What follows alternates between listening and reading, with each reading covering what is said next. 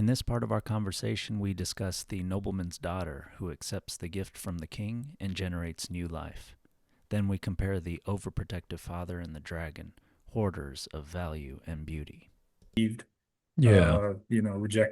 Rejecting something from the king, so to Yeah. speak.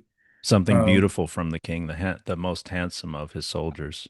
So, exactly, exactly. And his daughter, um, his daughter clearly values the bodyguard, and this is one of the few fairy tales I've read where like what I want to find the words here.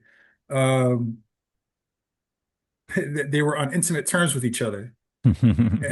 So the first they're on intimate terms, then he asks for marriage, her hand in marriage is denied, and then she gives birth to a sweet little prince. mhm. So clearly they weren't being metaphorical with the intimate terms. And that's not common for a fairy tale. I think it's often a little more chaste than that. Yeah. And then they live happily ever after, and then they have kids somewhere on the other side of that, you Yeah. know. Yeah.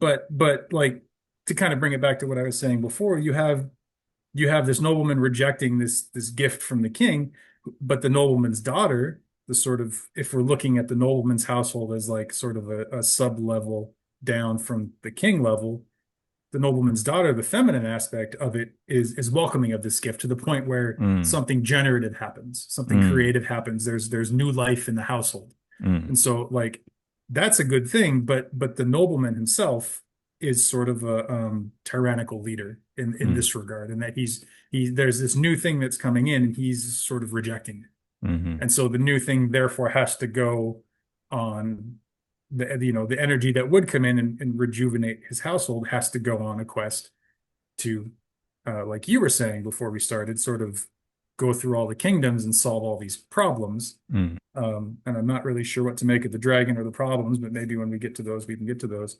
And then mm, he comes back and he's sort of recognized for what he is. mhm. So I think that's maybe the strongest thing I can paint as far as like the gesture of the whole story is sort of this new energy finally being recognized, kind of raising itself up to the point where it has more power than the reigning, um, the sort of tyrannical leader. And then the tyrannical leader has to sort of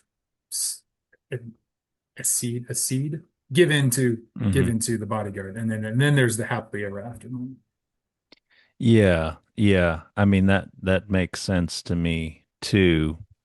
Um, you mentioned how the nobleman is kind of a tyrannical leader. He seems like he's trying to protect his daughter Anna, not just from this soldier, but from any soldier. So any sort of strong, noble kind of youth, or he's overprotective, and so that's why I kind of, you see that theme also with the dragon.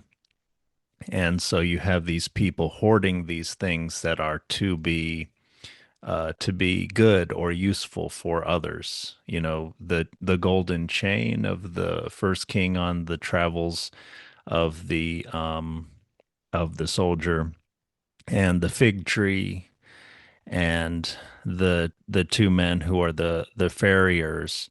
That all these people are trapped in some way, and so um, once they're freed from these hoarding higher level authorities, then they can be more good and useful. And that's what the the beauty the beautiful print the beautiful bodyguard is able to do. I'm just thinking of maybe something about truth, beauty, and goodness here. The overall goodness of the story increases after the bodyguard kind of unfastens or unsticks a lot of the forces and people of the story.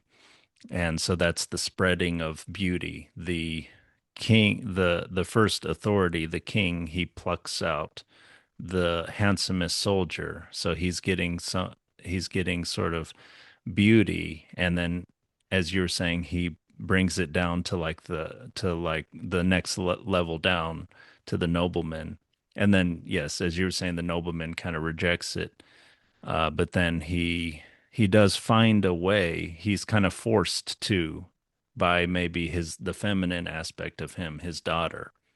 Hmm. Hmm. When she has a child, he's forced to go forward. He had just wanted to stop. Let's keep everything as it is.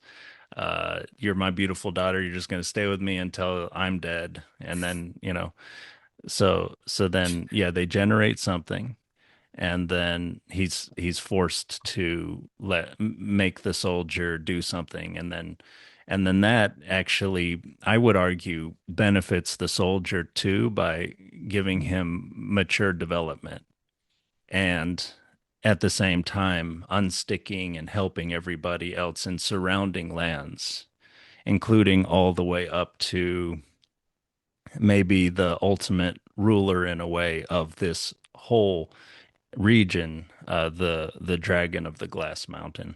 Hmm. Hmm. Yeah. Please like and subscribe for more of our open-minded content, and comment below on your thoughts or questions about the story. Let us know if you'd like us to cover another stimulating story, and thank you for participating.